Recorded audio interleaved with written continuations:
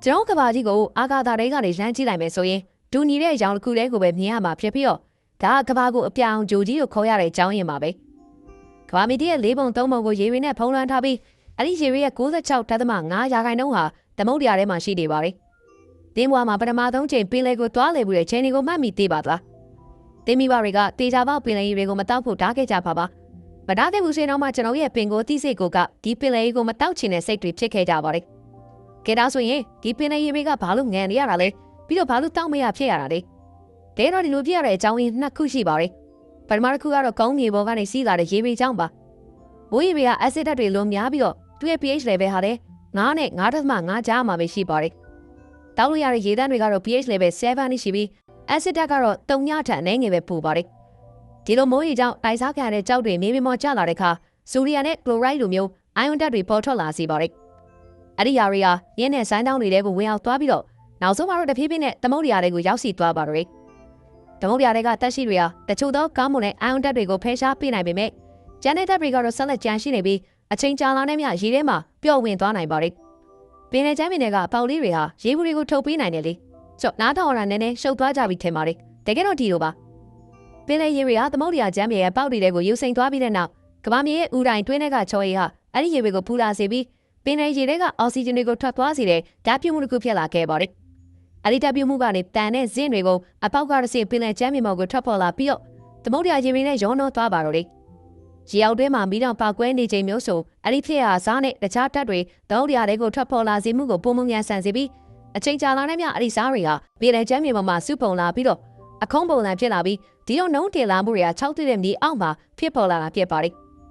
်ကမ္ဘာပေါ်ကတချို့နေရာတွေမှာဆိုရင်ဒီလိုစားကုန်းတွေကိုအများကြီးတွေ့ရတတ်ပါတယ်ဥပမာအနေနဲ့ပြရင်မက္ကဆီကိုပင်လယ်ကွေးလိုနေရာမျိုးပါ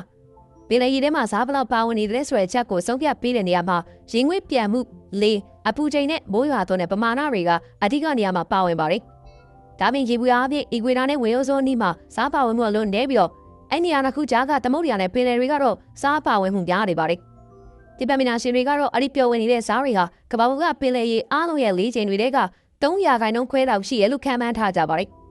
သမုဒ္ဒရာရေမပါဝင်တဲ့ရေကန်တွေမြစ်တွေတဲကရေတွေကတော့ရေကြိုတွေဖြစ်ကြပါတယ်ကဲဒီတော့ပင်လယ်ရေတွေဘာကြောင့်ငန်ရတဲ့ဆိုရယ်မေကုန်းကိုဖြေဖို့အတွက်တော့ကျွန်တော်ကဘာဂျိုကြီးရဲ့တိတ်စီကိုတစ်ချက်ပြန်သွားကြည့်ဖို့လိုပါလိမ့်မယ်ဒူရီနာပညာရှင်တွေဟာရခိုင်ရှေးခေတ်ကပင်လယ်ရေတွေဟာဒီနေ့ခေတ်တော့မငန်ဘူးလို့ယုံကြည်ထားကြပါတယ်ဒါပေမဲ့ချိန်တွေကြာလာတဲ့မြဘိုးရီတွေကကုန်းပေါ်ကကြောက်တွေကိုတဲဆောင်သွားပြီးစားပမာဏအများကြီးကိုပင်လယ်တွေကိုတဲပို့ပေးပါတော့လေ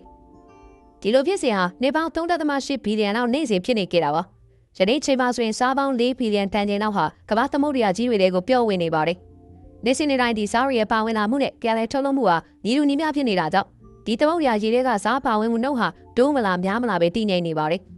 ်ဒါဆိုရင်ဒီပင်လယ်ရေတွေကိုဘာလို့တောက်လို့မရတာလဲဆိုတဲ့အကြောင်းကိုဆက်သွားကြည့်လိုက်ရအောင်ပါဂျော်ရီယာနေစဉ်တိုင်းစားပါတဲ့ဟင်းအစားအသောက်တွေကိုစားပြီးတော့ခန္ဓာကိုယ်ရဲ့စားဓာတ်တွေထဲသေးပေးနေကြတာပဲဒါဆိုဘာလို့ပင်လယ်ရေကြမှာတောက်လို့မရဘူးဖြစ်ရတာပါလဲဒါကမ္ဘာ့ကျန်းမာရေးဖွဲ့စည်းတစ်ခုဖြစ်တဲ့ WHO ဟာလူတွေကိုတနေ့ကိုစားကိုလက်ဖက်ရည်စုံတစ်စုံထပ်ပိုမစားဖို့အကြံပြုထားတာကိုပြည်သက်ကြီးတို့သိပါသလားသင်နေတဲ့သင်နှလုံးရဲ့ကျန်းမာရေးကိုမထိခိုက်စေချင်ဘူးဆိုရင်အဲ့ဒီပမာဏထပ်ပိုမစားသင့်ပါဘူးလွန်ခဲ့တဲ့ရာစုနှစ်တွေတုန်းကစားနဲ့နှက်ထားတဲ့အမဲသားနဲ့ဝက်သားတွေကသင်မောသားတွေရဲ့ကြားမှာရေပန်းစားတဲ့စားစာတစ်ခုဖြစ်ပြီးအသားတွေနဲ့အသီးရွက်တွေကိုလက်ဆန့်အောင်ထိမ့်သိမ့်ခြင်းရင်စားကိုအသုံးပြတာကနီလန်ကောင်းတစ်ခုဖြစ်ခဲ့ပါတယ်ရေခဲတစ်တာနဲ့အေးခံလို့မရတဲ့ချိန်မှာစားကပဲဒီစားတောက်တွေကိုလက်ဆက်အောင်လုပ်ပေးနိုင်တဲ့တခုတည်းသောနီလန်ပါပင်လယ်ရေတွေကိုတောက်လို့မရတဲ့ကြောင်းရင်းကတော့ရှင်းပါတယ်အဲ့ဒီရေတွေကစားပါဝင်မှုနှုံးကြောင်ပါကျွန်တော်ထပ်မှာပြောခဲ့လို့လူတယောက်ဟာတနေ့ကိုလက်ဖက်ရည်စုံတစ်စုံနဲ့ပို့ပြီးတော့စားကိုစားသုံးမယ်ဆိုရင်နှလုံးကိုထိခိုက်စေမှာပါဒီပင်လယ်ရေထဲမှာပါဝင်နေတဲ့စားပမာဏဟာကျွန်တော်ခန္ဓာကိုယ်ထဲမှာစီးဆင်းနေတဲ့သွေးပမာဏထက်၄ဆလောက်ပိုများပါတယ်ဒီတော့ကျွန်တော်ရဲ့ခန္ဓာကိုယ်ဟာတောင်များတဲ့ပမာဏကိုစီမံမပေးနိုင်ပါဘူးဂျုံနေတဲ့မုံချောင်းလိုမျိုးငန်တဲ့စားစာတစ်ခုကိုစားသုံးပြီးရင်ရေကိုလည်းချက်ချင်းတောက်တတ်ကြပါတယ်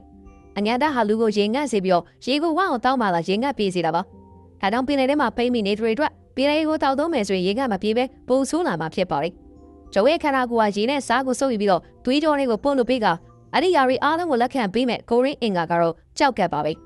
ါပေမဲ့ကြောက်ကပ်ဟာသူ့ရဲ့လုပ်ငန်းဆောင်တာကိုပြုလုပ်ဖို့ဆိုရင်ရေကိုလိုအပ်ပါတယ်ဒါကြောင့်စားပါဝင်မှုများလေအဲ့ဒီຢာတွေကိုစီးကြောတန်းစင်ဖို့အတွက်ရေပမာဏများများလိုအပ်လေပါပဲ